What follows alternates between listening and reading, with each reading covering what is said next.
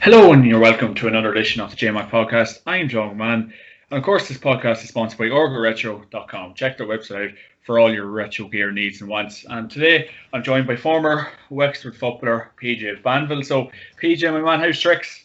Hi John, how are you? Thanks for having me on tonight. No worries at all, my man. It's an absolute pleasure, and I suppose it's the age-old question at this stage, my man. But how are you finding the COVID and everything comes with it? You were telling me off air you have a newborn keeping you busy. Yeah, it's been very busy. I had a newborn there 7 weeks ago, so the wife had it. So it's been very busy for the last few weeks. But look, it's strange times, you know. It's been tough on everyone. I think the last year, and I'm lucky enough. Look, I'm still working from home, so I'm working from home at the minute. I'm sales executive with the People newspaper here in Wexford, so I'm lucky. Look, I am working, but look, it's all good in here in Wexford. Other than that, it's brilliant, and it's great. And I suppose how are you feeling the days? Obviously with the newborn, everything goes along. Are you doing with the training, or what's your routine looking like these days, PJ? Yeah, so I'm retired now from the Intercounty since 2017. So look, I'm still playing with the club, and I'm out doing a bit of running and trying to, keep myself some bit of a base. But again, talking to a few lads yesterday, it's very hard when you don't know when you're coming back. I think that's the big thing for a lot of club players out there at the minute. Like, you're training, but you don't know when is the date, what's going to happen. It's just very frustrating, If you had some sort of a time, I knew, okay, we're going to be playing championship come September. You kind of peak yourself for certain times of the year, but I try to get out twice a week, just do a bit of. I think it's good as well to clear the head, especially with everything going on at the minute, and just getting out, working from home. I said, look, working from home, it's that bit strange that you're not meeting anyone any day. You're in the room for 9 to half 5, and so it's strange times. But yeah, I try to get out twice a week, just to be doing something.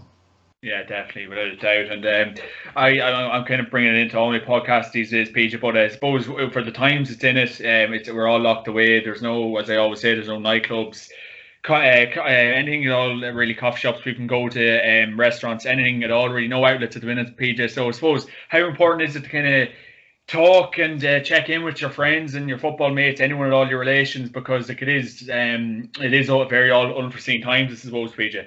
Yeah, I think it's very important. You'd even see the WhatsApp groups. Look, I'd be in a few different ones between your club, between your ex-county players, between different teams. I think it's great because it is something you miss. As I said, you're not seeing them kind of lads that you'd be used to seeing. Especially with me, I'm living in Wexford town for the last 2 years, so I'd be 35, 40 minutes to Campile, to home. So I haven't been home in a long time, So it's strange you're not seeing them lads. We do a Zoom session maybe for Friday night. You're getting to see them on that, but still not the same as having the crack and a bit of banter after training, and you'd miss all that a lot. Yeah, definitely, without a doubt. I think, especially when you'd be so used to, like I would have been for the last so many years. I could be out 5-6 nights of the week, between different things. But look, the one good thing, even with lockdown, that I was only talking to someone the other day about, was even I have a 2-year-old as well. So I've got to spend a lot of time with him that I wouldn't have got. So it's one side of it I think is very good, because I said, time we've spent in the last 2 years together was great. He doesn't know, he wouldn't know any different. That look, I'd be gone every day, and most nights I could be training, doing something different. You know what I mean? So that way, I think that part of it is great. Yeah, no, definitely. And I suppose there's only remarking to a former Cavan player there today. I think he was saying he hasn't seen some of his teammates for about a year, or probably since the Cavan Club Championship stopped up here. So that's last, what are we talking, August, September, PJ. So that just does go to show where it's at the minute. So it's mad times when you think about it. And then two boys, they're as thick as thieves. So it does go to show. And I suppose, PJ, we can kind of touch on to your Wexford career. And obviously you've done a year with the New York senior footballers as well. So you represented Wexford from 2005 to 2017, and you played in New York in 2015. So obviously that year out. So I suppose, breaking on to the Wexford team, I was talking to the great Manny Ford there a few weeks ago, and I always thought you had some amazing forwards. You were so good to watch up front. And I suppose what was it like to kind of break on in 2005, PJ, and who gave you your first start? Yeah, it was great, John. It's a long time ago now. But, yeah, no, it was great. I was actually playing soccer before I ever played football. So I would have played with Waterford United from 03 to 05. I think I signed when I was 15, 16, just barely turning maybe 16. I was up training at my 15. So I would have played a lot of soccer before I ever played football.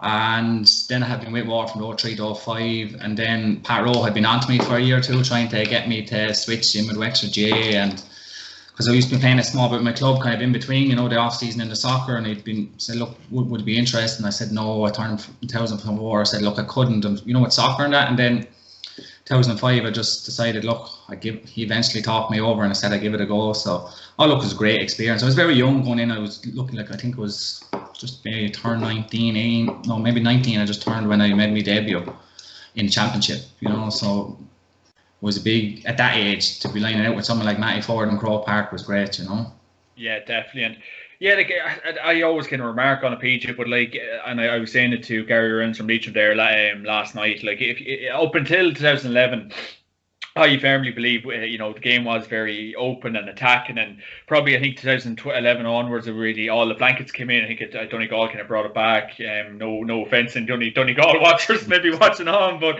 it's reality, I think. But PJ, how enjoyable was the early say noughties, and say from 05 to let's say 2011, or maybe you have a different opinion on that? Like how enjoyable was it, all out attack, and you probably enjoyed tugging out and maybe that attacking style of football and no blankets at times, I suppose, PJ? Yeah, it was great. I think football has changed a lot in the last few years. Even it's coming back a bit again. That it's not. But the last 5 years, probably 6 years, has gone the end of my career, was gone very defensive with men behind the ball and very frustrating to play against. Like looking back at that team that we had some great forwards back then, but to me, it was a great game. Just get the ball in and let us do damage. We had. But with the likes of Hurling, Red Barry, Ben, myself, there's numerous lads there, Matty, but Paddy Colfer, there's some exceptional forwards down through the years there. But it was I think that system suited us back then. The way the game has gone now with so many lads behind the ball, I think for any team it's very hard to break it down. But yeah, I think definitely I'd like to see football go back to the way it was, maybe 2005, 6, 7, 8, whatever them kind of years. Just let's go and play. But I think slowly it's coming. The last year or two, I think it's been a bit better. Yeah, geez, without a doubt, geez, I definitely like to think so. And I suppose that would have been a very kind of strong Wexford team. It would have kind of even broke on to, and you definitely had a lot of kind of talented players, as you were alluding to, kind of Matty Ford, Kieran Ling, and I suppose when you do look back on them kind of years, and obviously we always remark on 2008 being a very good year for the Wexford senior footballers as well, PJ. But did you feel maybe you did overachieve with the kind of squad of players and the talent that you did have? Yeah, a lot of people have asked me that question. I think we just had an exceptional group there as well, and it was the same team that stayed together for a long time. There wasn't much changes in them through them years, and I think we got a good group together. And look, the other side of it, as I know it's like every team, but we were like brothers as well. You'd missed with so much fun. It was a close group. I know a lot of teams are a close group, but you're spending much time with them lads, 6 nights, 5 nights a week. And especially to me, because I came in at such an early age. I was so young back then. I was 18, 19. I'm a lot more experienced now, if you know what I'm saying, if you're looking at a setup. So I was lucky that I came into a team that was really on the up. And from 2005, I remember my first year, I remember I switched from soccer to the football, and Pat Rowe was on to me, and we played, I think it was Armagh Tyrone the semi-final, and Armagh won the final, if I'm right on that. Yeah. But I didn't even make the squad for the league final, and I was here, I gave up playing soccer to play, and he kept saying to me, look, you get your time, I want you for championship. And I started calling forward in the championship game, but I didn't play the league. I played a few early games in the league, but he said, look, I'm minding you, the ground is too soft, we want you for the likes of Crow Park, big open space. But I think it was clever out of him as well, because look, I would have been very young, very light. Mm-hmm. And I remember my first season, 2005, Beck Harlow in championship, I scored a goal. Then we played Dublin in the semi-final, and 80,000 people at 18, 19, it was a great buzz, and from then it just took off. Yeah, definitely. And I suppose we're marking on that kind of competing in Leinster, and obviously Cavan, we definitely would have played a lot in league campaigns over the years. But I suppose what was it like kind of playing Leinster over the years, PJ, because obviously probably up until maybe 2010 or 11 when Dublin really did kind of get a stranglehold off it. What was it like to kind of play in them kind of years? Because you definitely had the likes of Westmeath, yourselves, Meath, giving a good run at it before this Dublin dominance did kick in, PJ. Yeah, back then, something I would have always thought, under Jason Ryan, we always went at Dublin. you know, and I think that was something that, not that, like people used to say playing Dublin in the morning, I would never been afraid. I always thought we could beat them, and I always said that to someone, if I didn't think we could beat them, I wouldn't be there. And I really did think back then we had a great chance of beating them. And every time we always seemed to give them trouble. We had some, look, they did give us 1 or 2 trimmings, but we always seemed to give them a good game. And I think it was because the way we played. I think we played that running game and we carried ball and we had forwards and we could hurt them. But look, you have to give Dublin credit, they're just phenomenal. What they've done in the last 10, 15 years, look, it's just been a joy to watch. Even the last few years, people say to me, look, about Dublin this, Dublin that, but I just think I love watching them play, because I think they play the game the way it should be played. Teams play defensive against them, they still manage to break them down, you know? So you have to give them credit for that, I think. Yeah, geez, I'd agree with all that. And suppose we can kind of touch on 2008, like, and everyone always kind of remarks on it, like it was a fantastic year for you, and you've had everything really going for you. I can always remember, I think I remarked to Maddie before about that game up against Meath, and you just came back out of nowhere, really. And so, how enjoyable of a year was that for you, for you all, yourself personally, PJ, and you know, to get the Croker on them few occasions, and just kind of put Wexford on the map for that couple of years, you know, PJ. So yeah, 2008 I think was a big breakthrough. Even getting it to a Leinster final, you know, it's phenomenal. That's what, look, every player, when I was a young fella, you dream of, that's what you want to be in Croke Park playing the big games. Like every year you want to be in Croke Park playing. That's what's kind of our aim at the start of the season. We won a few days in Croke Park. Look, the likes of the league games, look, Wexford football would have always been, wouldn't have had the massive support, you know, through the years. And look, but I think we really, through them years, we got football back on the map a lot in Wexford. And as I said, 2008 was a great, you get to an All-Ireland semi-final. I think it's only now I look back and think, Jesus, it was a great achievement. When I was at that age of 18, I said 19, I just took things for granted, if you know what I'm saying. I didn't respect it enough, I think. I didn't, you know, where we were and, you know, what we were achieving. And because you think, okay, I'm coming into it again. I said, we're young and this is going to happen every year, but unfortunately it doesn't happen like that, you know. Yeah, definitely. And I suppose when you kind of do look back on it, like, do you kind of feel, I did kind of reference that underachieving and end of things, but like, do you feel in 2008, because you definitely did have a panel, potentially, I know Kerry did win Tyrone won the All-Ireland 2008, but like, did you feel you had a team capable that year of winning the Sam Maguire, PJ? Yeah, I think so. It's like when you get on a winning roll, it's very hard to beat a team, you know, and we were confident. I think that year, 2008, we won the league. We bet Fermanagh in the league final in 2008, and we were on a roll. And when the confidence is up and the team is on a roll, I think we kind of got to the stage then where, look, we're afraid of no one. Let's have a go at this. You know, we're in bonus territory.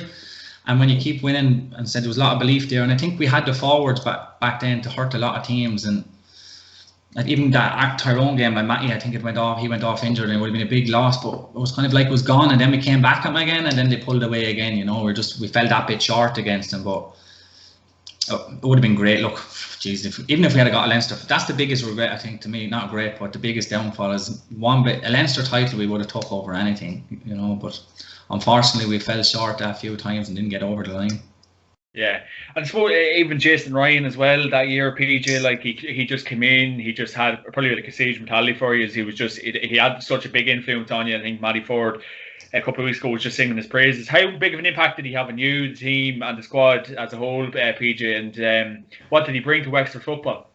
Yeah, I think Jason just brought it was a new dynamic to it. You know, I said it was a new face, 2008, and he came in from. He managed Clongeen to win the county final in 2007 in Wexford, and he came out of nowhere kind of, and all of a sudden he was there, and he was phenomenal. He was great, and he showed through the years like how good he was. You know what I mean? We were, I think, very lucky in Wexford to get him, you know, and he started there with us, and he kind of made his name, and look, everyone in Ireland knows him now, kind of, you know. But no, I think Jason he's very good at what he does, and he's a very good manager, and I think he brought us to a new level through them years. And I think he was a loss, you know, when he did eventually go. Yeah, without a doubt. And I suppose kind of pushing on from that year, like you're talking maybe after 2008, and you're after, I'm presuming in 2009, 2010, you're kind of, geez, we should really be building on 2008. So it's what probably the best thing you can say, like what kind of happened maybe after them couple of years? I know Matty Ford had to kind of retire early, and maybe a few dropped off, but what kind of happened maybe after 08? Like why do you feel you weren't kind of competing at the top table, PJ? Like we have a bit of a drop off point for you, or what? What was the crack, do you think? Yeah, I think in 2008, like we probably peaked. Did we peak at that? Like in our Hurling semi-final for a county like Wexford back then was massive. It was probably what every other team, we weren't one of the big boys back then. We came out of nowhere, and I think it's one that supporters love to see, a team coming out of nowhere, and it's great to see it. And it's hard. Then everyone kind of knows about, you won't get away with that anymore. We kind of got a run in 2008 and teams are kind of watching you. But then I did think we were still always competitive. 2011 we were back in Leinster final. 9-10 we were always there. There was them few years we were very close with Dublin in a few games that, again, Dublin came in the way of us, then kind of really breaking through. Yeah, definitely. And I suppose kind of pushing on from them years as well. Like, and I suppose the Leinster was always very kind of hard for you. But like, I suppose when it kind of got to the latter end, and I know you tipped off to New York in 2015, and so what was the deciding factor for kind of going to New York? Did you just kind of feel you needed a bit of a break, or did they just come knocking, or what was the idea behind that, PJ? Yeah, I remember it was in 2014 first. I actually went for the summer. We got knocked out of the championship. I can't even remember who knocked us out in 2014. I got a phone call. I used to get phone, every year you'd have to be on to go over, and I would have been lucky when my club was so successful. Like, they've been on for me for years, but I said to you, I was lucky when I broke through at Wexford that my club was so successful. We won county titles 2005, 6, 9 and 11, so it was hard for me kind of to go anywhere when my club was probably on top of Wexford football at that time. We had a phenomenal team, but it was hard for me to go. And then in 2014 I turned it down so many times, and I just decided I was at an age where, look, if I don't go now, I'm never going to go. So Ian Galvin had been on to me, and I ended up going over and I played with Kerry in the summer. So I went over that summer and we ended up winning the championship over there. So it was a great experience, Then I came back then again in September, and I kind of got the taste of it. I liked it a lot, and I liked the lifestyle, and they'd been on to me then again to go over, and Donegal Football Club were over on to me to come back. Would it be interested going back? Maybe playing with them the following summer, and then Ian had been on to me about New York. Would be an option to play with New York, and so I said, look, it'd be great to get you in and with the lads, and I would have met a lot of lads that summer and got friendly with lads, and so I decided then in January, we decided, look, we go for the year and see how it goes. So we took myself and my wife now, we ended up we went for the year. So it was great. It was a great experience. It's one thing I was really happy that I did do, because again, you get to see a lot, and even the standard of football over there and the way they love their football over there, Yeah, without a doubt. And so you kind of over the years as well, like you definitely through the back door, you sort of had a kind of a lot of success through it. And suppose kind of like after Leinster, like it is the kind of only route to the All Ireland. But how enjoyable probably was the playing, and obviously a few giant killings over the years as well, PJ, if you can remember some of them, and like it kind of. It was good times for you, and like after obviously with Dublin's dominance in Leinster, it was always at least good to have a bit of a run in the All Ireland series. Yeah, I think the knockouts are great, and I think the way even the championship is done this year, because the likes of Wexford and the likes of teams like this, the giant killings are great, and I really enjoyed even this year's championship, because the likes of Cavan, the likes of these teams that they got a scalp at the big, not saying look, not underestimating Cavan or anything, but they got a big scalp at the big teams, and you catch them on the day and you beat them, and it's great to qualify. So I think the likes of that is very good, and it was very enjoyable even playing it, down through the years, and you're going to the likes of, you could be up to Monaghan, you could be Longford. We used to have numerous battles with Longford. I think we played Longford nearly every year there for a while, and then successful years, and there would be nothing in the games, and they were great, and as I said, it was just really good to play them kind of games. Yeah, definitely. And I suppose that kind of draws up the kind of question as well, PJ. Like, and I know it's nice to get a run in the qualifiers, but isn't it? And I kind of remarked to a couple of Westmeath lads even there a couple of weeks ago. Is it kind of such a pity that obviously with Dublin's dominance in Leinster, wouldn't it just be absolutely fantastic? Even last year previous, no crowds or nothing. Wouldn't it just be fantastic if the likes of Wexford, Westmeath, Wicklow, any of these counties, Kildare, could win a Leinster title, stop this Dublin dominance? Like, I think it would just do Leinster as a whole. Like, everyone would get interested in it again, because everyone's really disinterested with Leinster competition at the minute. PJ. Yeah, no, I agree 100% with you on that. Again, Dublin, look, you have, as I said, they're so good, and I think they're so far ahead of everyone else in Leinster. I think their second team would win Leinster, and that's not to any other team. I just think they're so far, and I can even understand, for players even playing now, and again, it's so hard, because like when I was younger, like I always believed we could win Leinster during them years, and I always thought Wexford we had a great chance. And the last 10 years, Dublin are just, even the last 5 or 6 years especially, I think even the last maybe 4 or 5, they're winning 14 points maybe, I see, is it 13, 14 points they've been. Like, as a player now, to be facing into a Leinster champ, what do you have to play for?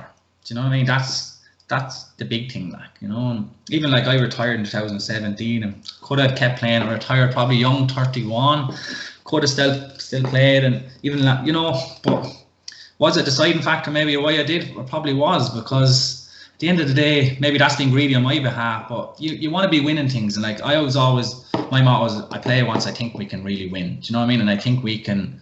And I always believed during them early years that we could beat Dublin up to whatever, but they're just so far ahead of teams now at the minute. And people forget how hard inter-county teams train. Like, I'd see Wexford here, like how hard them lads train. Yeah. Do you know what I mean? And they probably train as hard as Dublin. There's no denying that. Do you know what I mean? But when you're that far and you're going for that same title, it's very hard to keep yourself motivated. I think that was the big thing with me. And kind of, not that I fell out of love with it, but there's I love football and I do miss it. But to that buzz, like, always been in Croke Park. Like I said, Wexford during them years, I think we played 7, 8 years in a row. We played in Croke Park every year. When was the last time Wexford football, in Croke Park? And it's sad to see, because you'd love to see him back up there at the top and playing in them big games, and you're beating the likes of Kildare and Meads, and they're coming afraid of you, kind of, Yeah, no, that's kind of that brings me on to my next question. I really want to get as much answers to this as humanly possible in all these podcasts. But I suppose we have seen in recent weeks Paul Mannion, Michael Darmaccauley, last year Jeremy Conley stepping away, probably sick of winning, and everything goes with that, PJ. So I always keep saying it, what hope, and you're after saying you kind of retire probably because that Dublin dominance, you're kind of sick of it. So kind of what does that kind of give the likes of Wicklow, Leitrim, Carlow footballer a chance? Like, if them boys are getting sick of winning, what chance does that give the weaker counties? Like, the lads, like, I absolutely no doubt, as you say, the Wexford boys are training as hard as humanly possible. Every other county is. What chance does that give the weaker counties, PJ? Because, it's just a bit mad, I suppose.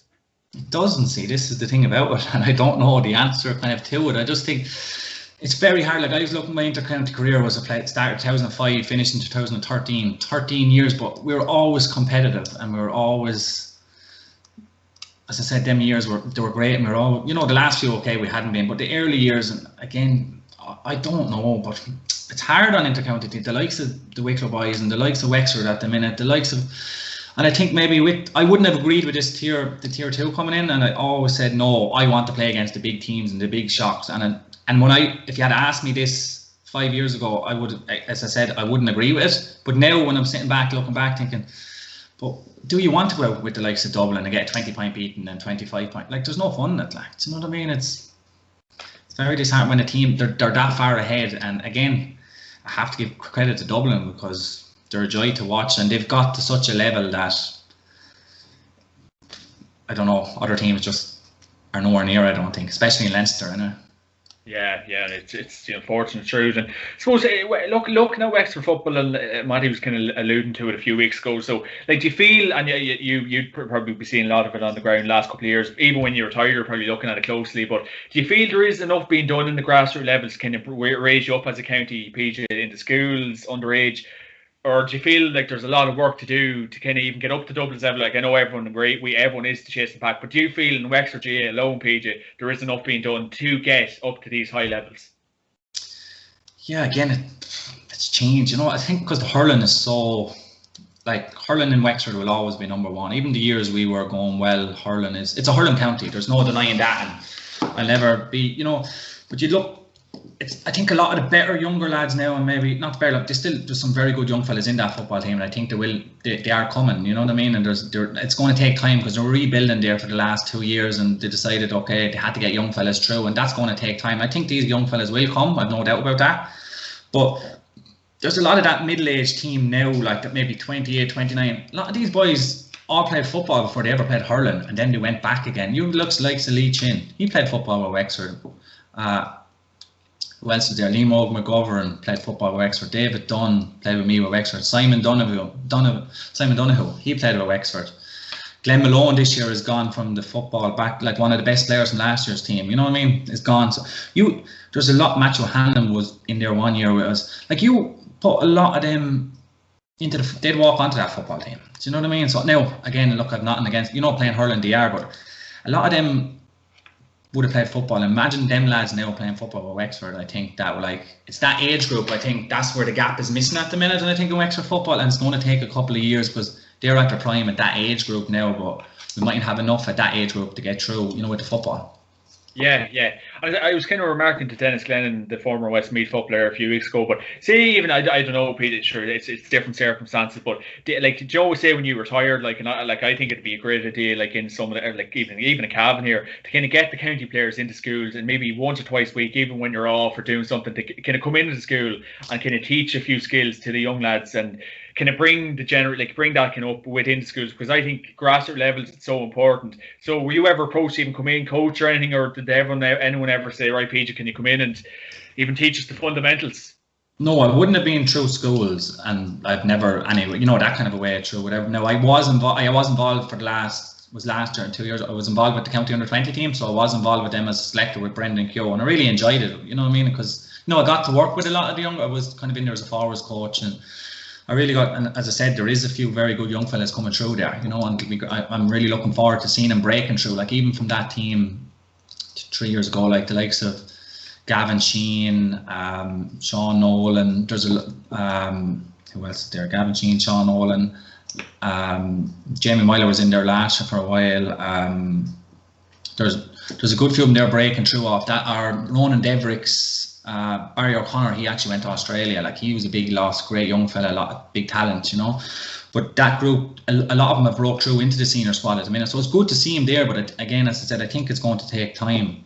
But regarding me going in school wise, no, I wouldn't have been approached that way. Now I think I would have struggled anyway with work, if you know what I'm saying, to get in during the week with my 9 to 5. It wouldn't have suited me anyway. But I think, with the likes of that, it's all about getting into schools. I think that's where they have to start with the football. And now I know they are doing a bit that way. Again, I wouldn't be 100% sure on how much they're doing in schools, kind of, Yeah, that's what I'm kind of saying. I just think it's probably an important thing to kind of develop the fundamentals, the skills, because I think at this current minute in time, I think for us, for every county really, and this is just probably my opinion, but to get up to Dublin's level, I really think people need to kind of start thinking outside the box a bit. And obviously, PJ, Jesus, you've been around the block. You played in Croke Park numerous times. You represented obviously New York and Wexford. So it'd be an idea, I suppose, PJ, it'd be a starting block. Yeah, no, I do. I would definitely agree with you, because you probably look at Dublin, a lot of even, you look at, they're full-time coaches, like they're probably in all schools, all clubs, like my club, for example, Horswood, we wouldn't have full-time coaches, you know what I mean, that would be in, train, whatever.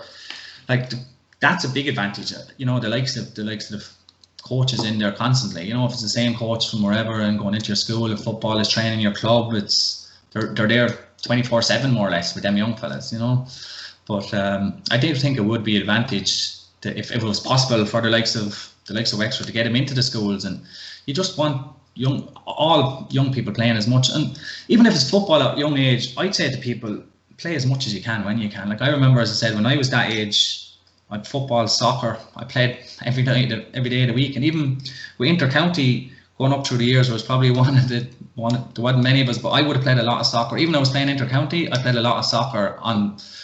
Remember, it was a league final maybe in 2008. We played a league final in Croke Park. I played a soccer game Sunday morning with Camp Island, a cup. Like, didn't go down too well, but you know what I mean. But Jason wasn't too happy about that now, all right. But it was just my love for soccer, and it was my love for sport, and I always wanted to play.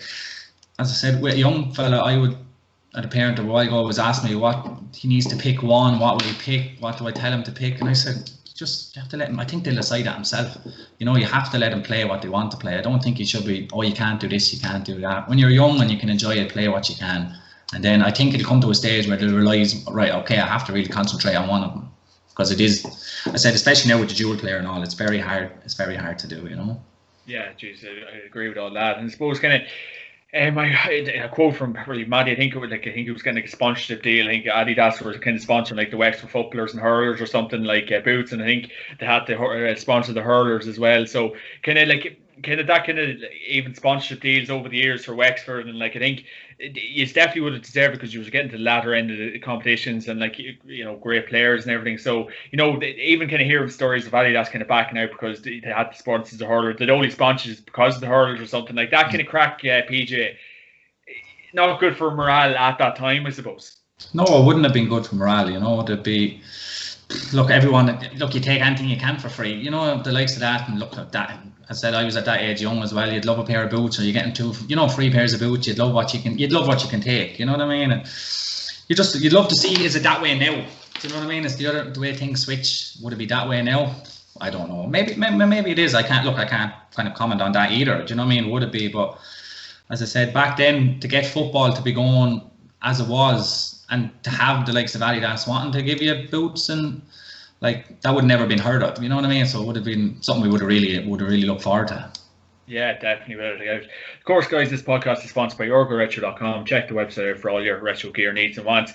I suppose PJ, we were kind of talking about the divide, obviously hurling being predominantly obviously dominant in Wexford, but what was that kind of like over the years? Like, any stories that kind of come into your head where you're thinking, Jesus, is football ever going to be focused in on? Because obviously, I think Matty was saying at some of your games you would have had like a lot of people at it, nothing too big or that, and obviously everyone being at the hurling. So obviously, were you frustrated at that divide within the county over the years, PJ?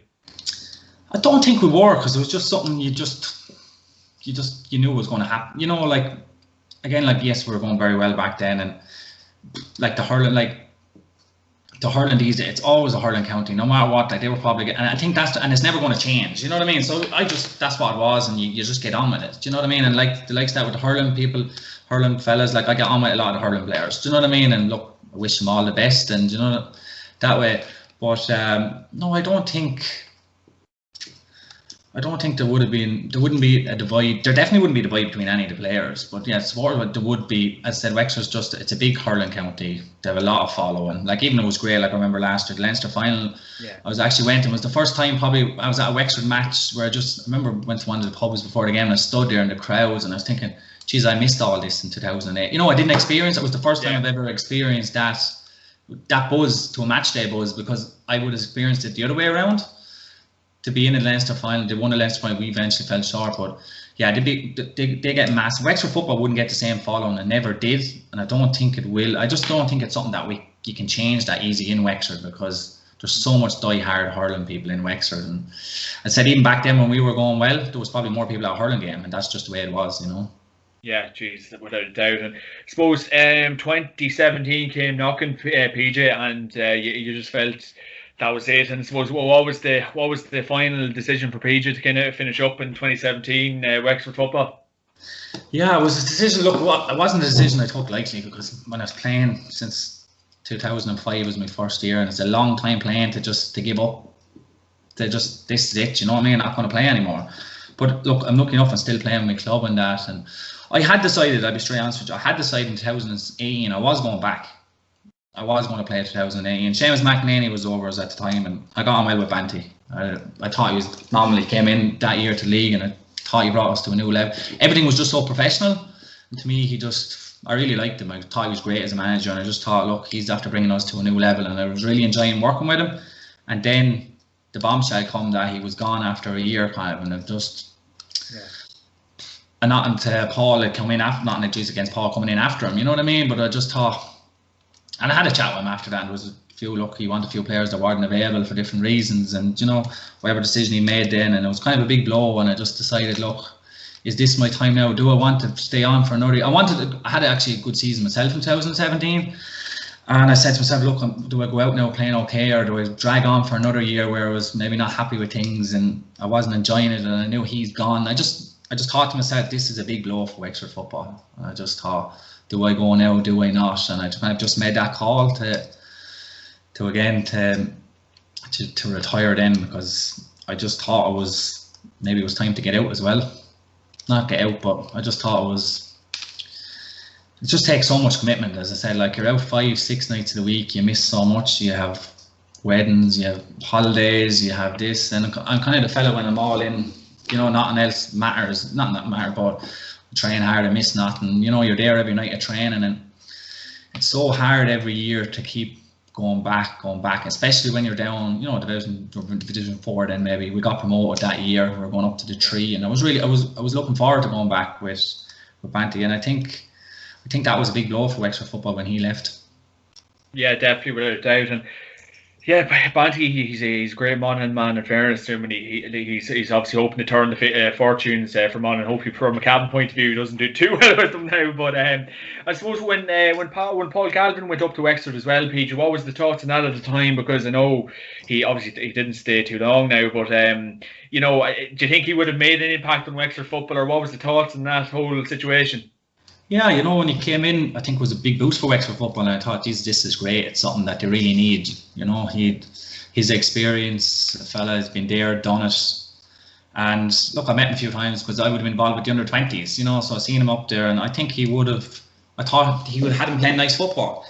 You know, there was a lot of controversy when he came in. A few fellas went out the door, you know, he got rid of a few. And as I said, look, every manager has a decision, right or wrong. A few of them, myself personally, I thought they were a bit crazy, but look, again, you know, maybe he had to change things up, and that was his call on it. Do you know what I mean? And he made a few decisions, and maybe people in Wexford football-wise weren't too happy with it, because there was players like that, even the likes of Mick Furlong. Like, I would have him on my team every day of the week. You know, if you ask me as a forward in Wexford, one defender you wouldn't want to mark, and it would be Mick Furlong. That's what I personally, you know. So I was very surprised with that one. But then again, look, every manager, you know, has the decisions, and they have to make them decisions, right or wrong, you know. So I think it would have been interesting to see how he would have got if he had more time there.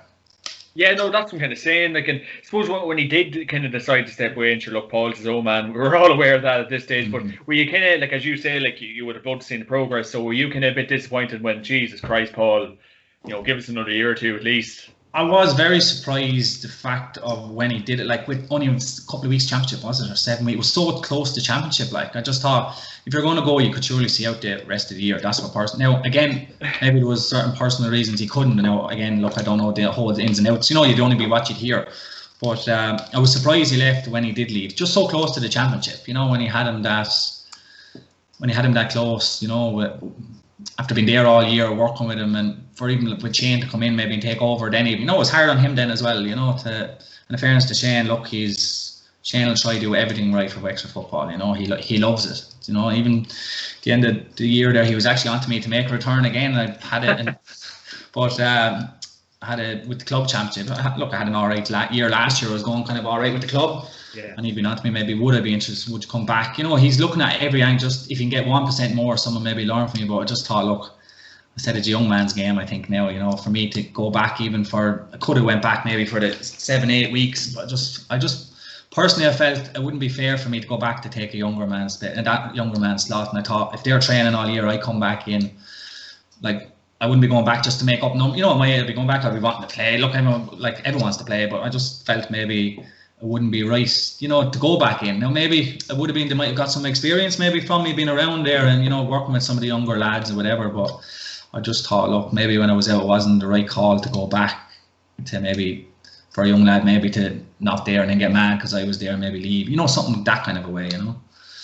Yeah, super. And suppose, like, how big of a job does Shane have on his hands, PJ? Because obviously you do want to see Wexford down in the top table again. You want to see them in, I suppose, getting up to Leinster competitions again. And like, these are, I think from my liking anyway, you are definitely Division 3, maybe pushing the Division 2 team if you did get your house in order. So how big of a job does Shane have in his hands to get up to that top level again, PJ?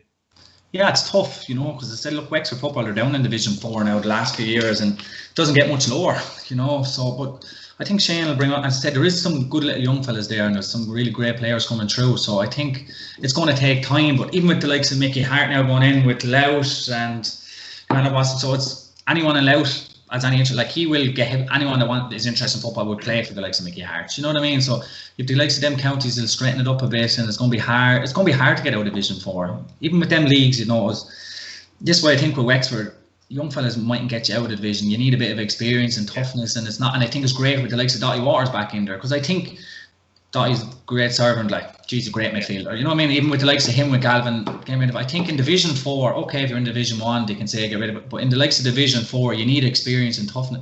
I don't think chaps will get you. You know, just all chaps. You need a good experience between both. And I think with the likes of Doughty back, Kevin O'Grady left as well, he's a phenomenal player.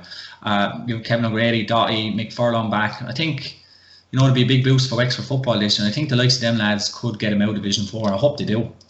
Yeah, definitely. And I suppose that was probably in Shane's thinking, maybe bring PJ back. But do you feel like it might have been in your kind of jurisdiction to kind of say, right, give it 1 year, we might get a bit of promotion, and then maybe call it a day after we get promotion? Or you're just thinking, no, just leave it to the young fellas?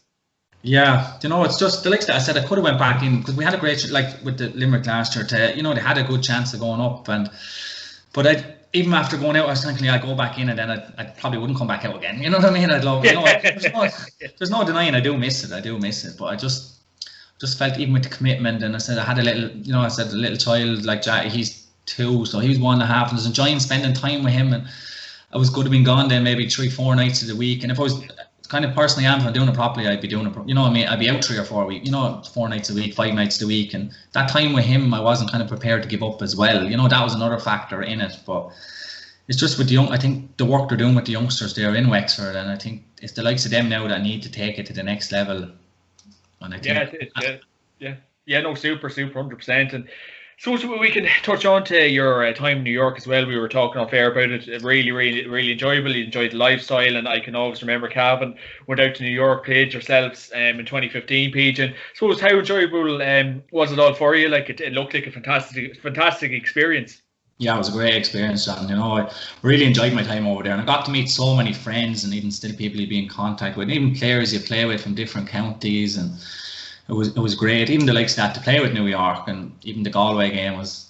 Look, we had a great team back then, and I thought we really fancied our chances. Remember that year, and we picked up a few injuries. Brian O'Connor, remember before the Galway game, and there was a few big 1 or 2 injuries we had, and but.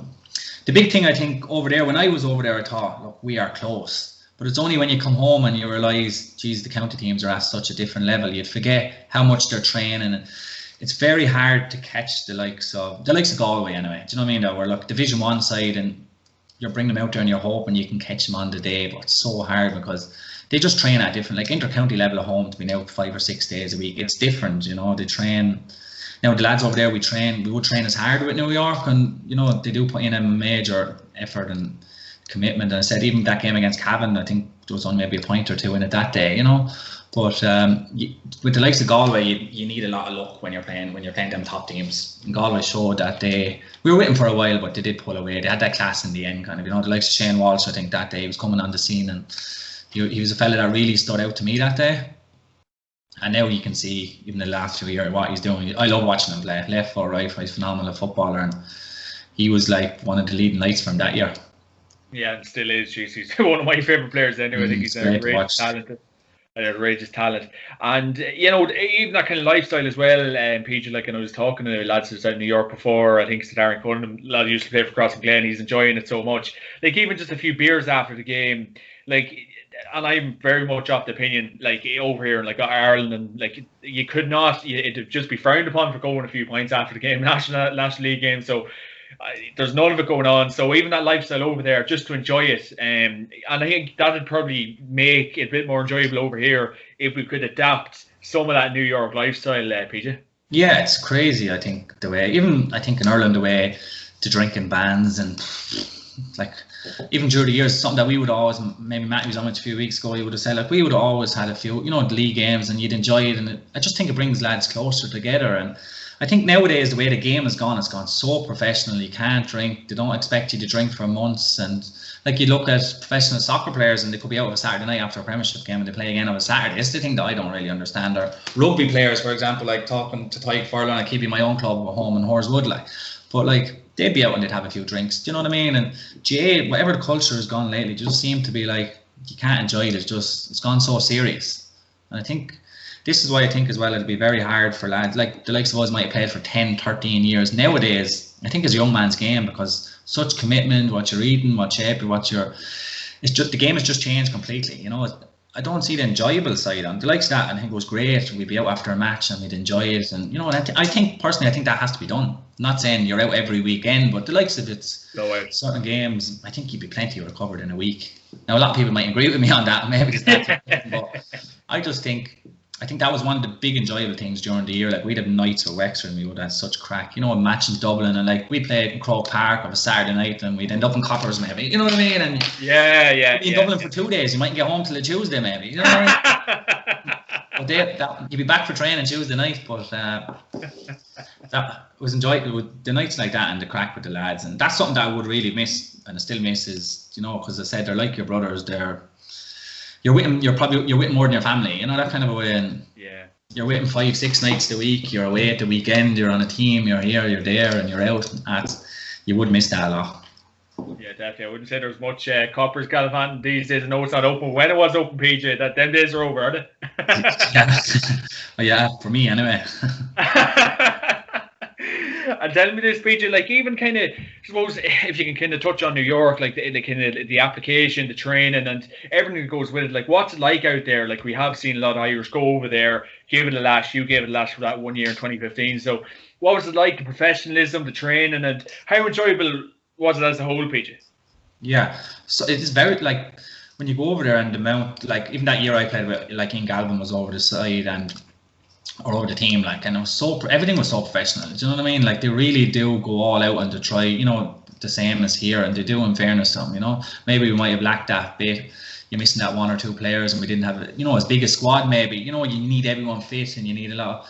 And it is very enjoyable. And my time over in New York, I really enjoyed it. Even as I said with Kerry first, and then I was over there for the year. I played with Donegal, and you meet so much friends, and they're so like clubs are so good. They look after you well, and you know they bring you in as like your family. You don't feel like, oh geez, I've nothing to do, and you know there's always something on, and you know what I mean. And they make you feel it's like so homely, if you know what I'm saying, you know. But I loved it over there, you know. I really enjoyed it, you know. But it would have been something. My wife was a nurse, so she took a year out, so she had to kind of come back here to get working in that. But I'd say only for that I could still be there.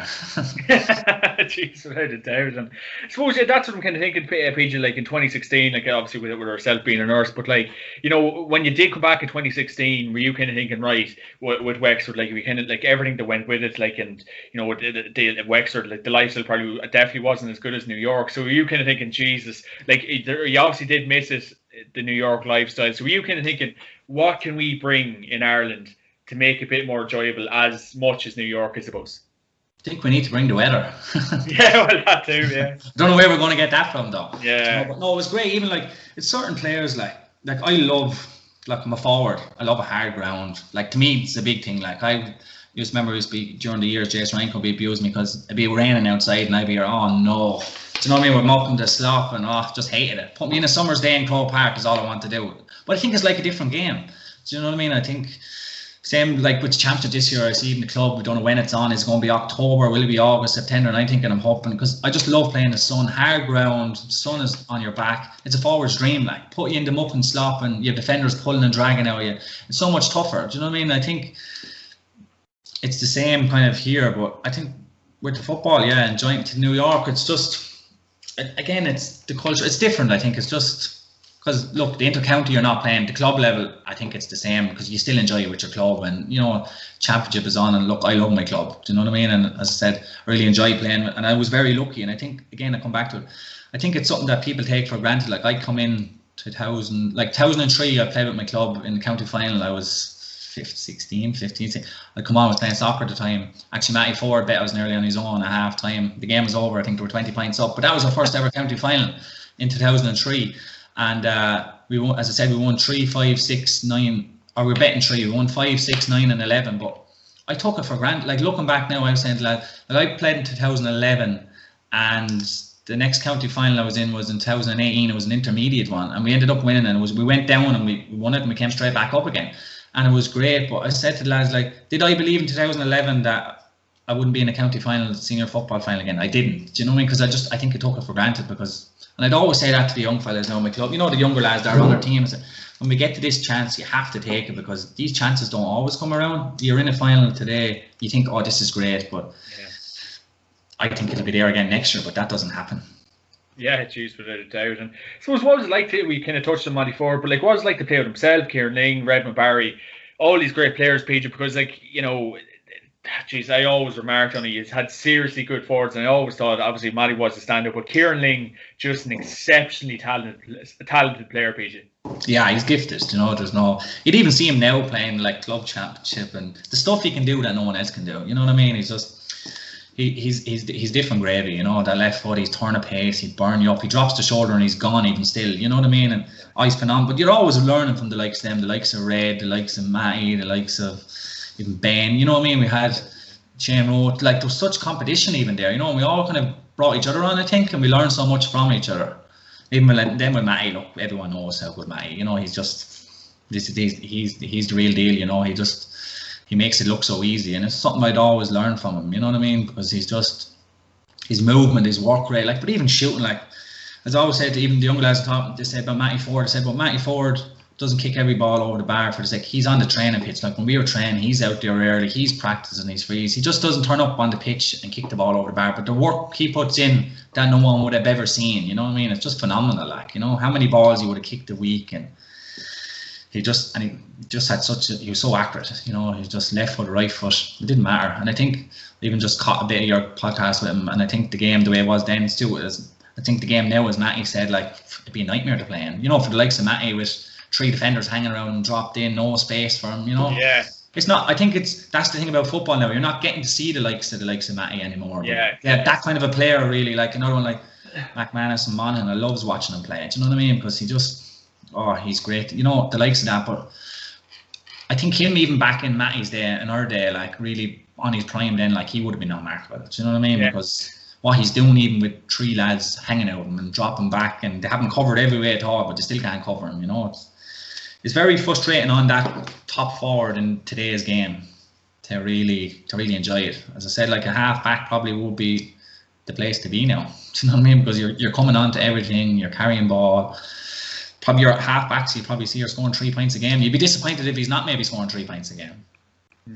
Yeah, no, that's exactly true as anything, and I suppose that's what I mean. I suppose we can kind of touch on the current state of affairs, but what do you make of it at the minute, PJ? Obviously, I know Dublin's dominance, but even in this game as a whole, watching games, and how much has it changed over the years? Obviously, PJ and we did kind of start at the start. We did kind of say it has changed a lot, but how annoying is it probably to watch all this blanket defences? And I'm presuming that's not your cup of tea at all. Oh, I hate it. It'd be strange, I hate it. I love watching Dublin play. I think they're an absolute joy to watch, and I'd never miss them playing. And people, as I said, people would be saying, "Oh, Dublin winning again." I'm saying, "Yeah, but you have to give them credit because it's just the way they play. I love it. They just play football the way it should be played. They don't try on this. They'll go attack. Do you know what I mean? And if you want to get they'll always find ways around it. But for the other, I think that was one thing why we caused Dublin trouble through them years was because we didn't go out and defend against Dublin. We went out and attacked them. If you look at any of our games, we didn't go out defensive against Dublin, whatever. We went at them and we said, right, okay, we're going to run at these. And I always thought that's where you can get joy when you really go at them. Do you know what I mean? Just throw caution to the wind and see where it takes us. Now, I know they've brought it to another level again, so I presume, if you go out and play that way against them, now you're very open and they can blow you away. But it's very frustrating, I'd say, for the likes of a forward to play, as I said, inter-county at the minute, because with so many men back there, how do you break them down? You'd be very patient, and it's just a different game, I think, to what it was when we were playing. That early ball in and just bang a ball in and off there you go, and let's go and see how forwards against backs. And not that often you play with a sweeper. It just didn't happen back then, Yeah, definitely. And I suppose you obviously casted an eye on the 2020 All-Ireland final 19 years previous, but is the gap closing at all, PJ? Like how close are teams to this Dublin dominance? Your Kerrys, your Mayos, Donegal kind of creeping up again, and Tyrone. Is the gap closing a bit, PJ, or are we just going to watch this dominance for another 5 or 6 years, PJ? I think it is. Not in Leinster. Leinster, I think, is just, I don't know what you do with Leinster, because I just think the teams in Leinster are just so far behind Dublin, and I think, but the likes of the other, the likes of Kerry, the likes of Tyrone, the likes of Donegal, the likes of Mayo, the last 2 years, feel so far, they've only been a kick of a ball point there. Dublin won how many All-Irelands by a point? Maybe 3 or 4, was 3, maybe by a point, and that just shows they didn't panic. They get into situations and they know how to win games, and good teams win games. Same as Man United through the years when they were strong. How many 90-minute, because they never give up, and they'd always had They always had that system. They always went to the final. And I think Dublin are exactly the same way. Like, they're in trouble in games. Same again this year, they're in trouble in games, but they always find a way to win. And I think that's the difference between the really good teams and the. But there's not much in it. As I said, look, there's a kick of a ball at times, but they haven't won by much. Like, forget about it. Apart from that, they haven't won by the All-Irelands by much. Do you know what I mean? There's a kick of a ball in it, but they always seem to be on the right side of it. And I think it's just because they know how to win and they have that mentality, and they're very hard to stop when they get going. But I think Kerry could be the team to stop, and they have some exciting players there. I'm really looking forward to seeing them next year because they have some exciting young forwards coming there at the minute, and I think they're a joy to watch. Yeah, I suppose you keep remarking on Leinster again, I suppose, but like when you see Dublin winning all these Leinster finals by the likes of 17 and 18 points, just stupid score lines, PJ. Like, and I was kind of doing a podcast on the biggest derbies in Gaelic football, and even Dublin and Meath over the years, special rivalries. That's all gone out the window, really, PJ. And like we've seen it last year, we've seen the year previous, Meath just went out in the cat, like we're wiped the floor with. So how disheartening is it can look on over the years and think, Jesus, if our lads were in this final, like, we cherish it. If they won it, it'd be unbelievable. So how frustrating was it maybe in the last, what are we talking, 5-6 years more, PJ? To what now on that, like, just to be watching Dublin? Yeah, just stroll home to Leinster finals when you could think, Jesus, if Wexford won one, the county would just go into madness. Yeah, I think they would have. If we had won a county final, or we had won if we had won a Leinster final over the years, like, would have been. I said that's all. I would have given up everything else just for one Leinster title. I said we've been so close so many times, but look, we didn't. It's the one thing you look back in your career and say, if we could just got that one, do you know what I mean? But it wasn't seem to be. But yeah, the last few years, looking at Dublin is just, I think Leinster, like, do people even watch much anymore? Do you know, that's the sad thing about it, because there's, as I said again, they're so far. You're looking at games, you're thinking, okay, will they get inside 10 points of them? You're not thinking about even winning the game at the minute in Leinster. It's who gets inside 10 points of Dublin, you're doing well. And that's just the way it is. And I think it has ruined Leinster football. But look, for Dublin, not, because look, they're flying, and look, they're so far ahead. But maybe it's up to the other teams to have to get back to that level. Do you know what I mean? But again, maybe because we're on about, like, coach everything through schools, and that's a big advantage as well, that they have the likes of Wexford, like, just taking, like, only talk about our own county, but the likes of that, like, full-time coaches in every club, and properly, whatever, it has to stand. Going further down the line, that has to stand. Now maybe we're 10, 15 years behind the likes of Dublin, but I think if we want to get to that level, we just have to get to the same where they're at, the same training underage, the same. I think that's where it all comes from, is the youth. Yeah, geez, definitely something will have to be done before I think we all start cracking up with it. But the Peaches, of course, obviously your club, Horswood, it's where you start and where you finish, and I suppose obviously you're alluding to the fact you're still kind of doing a bit for them and playing for them. And I suppose how special of a club is it there in Wexford, Pigeon? If you want to touch and remark on them. Yeah, it's great. So I've been very lucky, been very successful. Like to have 5 county medals. There's not many players maybe would have 5 county medals with their club. You know what I mean? So I said again, a lot of it come at a very young age for me. And there was, look, I said by the time 2011 is 10 years ago, I had 4 county senior titles. 10 years ago now, and I don't have any. Do you know what I mean? And we got the intermediate all right in 2018. It was great to win, even to get back to that winning feeling again. Because you'd miss it. And as I said, I took it too much for granted when I was younger, maybe, and I didn't appreciate it enough. But now even that win in 2018 was great. Do you know what I mean? I know it was intermediate, but still to get that winning feeling with your friends, and to have everyone there, but it was great. But no, the club, they're great. We're back in senior now again, and we got bet in the quarter final last year by St Martin's. Actually, Caroling's team bet us in the quarter final. But look, we're there or thereabouts. I think we few good young fellas there, and all we can do is just keep the head down and keep working and try to get back to the glory days of the early 2000s, kind of, Yeah, definitely. And I suppose how good of a feeling is to kind of come back amongst the club lads when Wexford's season did finish up and kind of throw your lot in with them for the rest of the season. And like it does go to show how important the club is. When you are playing with county, you're completely probably suffocated. So how nice is it going to come back amongst the club and the lads you grew up with, I suppose, PJ? Yeah, it's great. That is one thing with the club, that when you're with the county, you just don't get to spend near as much time as you'd like, because you're there between games, you're training so hard, you just don't have time, to be there. But it's great. It's just different. Then you're there and you're just concentrating on the club, and you're there and you're with your lads, and your friends you grew up with, and you have your county friends. It's like two different kind of groups, really. You know what I mean? Like you have your county friends, but they're your real, the weekend friends or whatever. But no, it is great, and I really enjoy playing with the club. And it's kind of like I said, look, I'm coming on 35 now in June. It's getting scary, but I'd be kind of the fella who would probably play till I'm 40. You know what I mean? Because I just enjoy it so much. If you know what I'm saying, I just can't see doing anything else. And with the likes of the club, I think it's great. And they're a good club, and we're in the south of Wexford, just down, like we'd be not far from New Ross there, about 10-15 kilometres from New Ross. But there's great setup and some great young talent coming through, and hopefully they'll be going on to the county team. Now we have like the young Sean Nolan, he's actually in the county team at the minute, but he's a lot of talent, he's a bright future ahead of him. So he'll be a fella now, I think, to watch for the next couple of years coming from our club, kind of.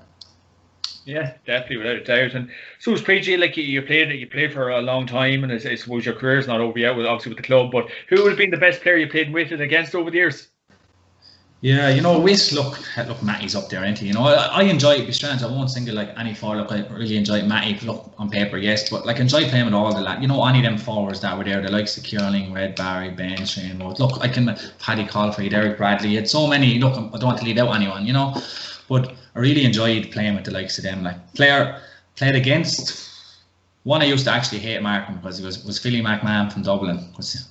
I actually remember what year, I'm not even sure what year it was. I remember crossing over and he struck me a box one day off the ball. Well, he nearly drove me into the middle next week, but that's the way Philly played. He played tough, do you know what I mean? He played it hard. And look, he's a great player, a lot of time for Philly, and he was, I thought he's still a phenomenal footballer, but he was a tough one. There wasn't much getting away from him, kind of, if you could get away from him, he'd catch you, you were in trouble. You just had to keep on the move because you were in trouble otherwise. Yeah, I'm not related to him anyway, so don't worry about that. And I suppose, PJ, like, and you're in New York, and you've had a great career with Wexford, but what kind of advice would you give a young PJ Banville around the country trying to make that breakthrough onto the Wexford panel and to kind of better themselves? Yeah, I think, look, from where I was, the game has changed a bit, but I'd say, look, you have to be enjoying it. The big thing is enjoying it. If you're not enjoying it, doesn't matter what I say to anyone, no matter what sport you're in, if it's football, soccer, hurling, you have to be enjoying it. You have to want it. Like with the intercounty, say to people, you have to be prepared to be out 5 or 6 nights a week. If you want to go having your beer, whatever, it just doesn't happen. Do you know what I mean? You can't do two of them. It's just the way it is. You can't mix and match that way. But you have to enjoy it. The big thing is enjoy what you're doing in any sport. Once you're playing, and as I said, look, you work hard and everything else will kind of look after itself and it'll see where it takes you. But for any inter-county player, definitely I would say you have to be enjoying it is the big thing. Yeah, super sterling advice. PJ Banville, thanks a million for joining me on the JMac Podcast this week. And of course, this podcast is sponsored by OrgaRetro.com. Check the website for all your retro gear needs and wants. PJ Banville, thanks a million. Look after yourself and up Wexford. No problem. Thanks, man. Thanks. Cheers, PJ. Thank you. Cheers.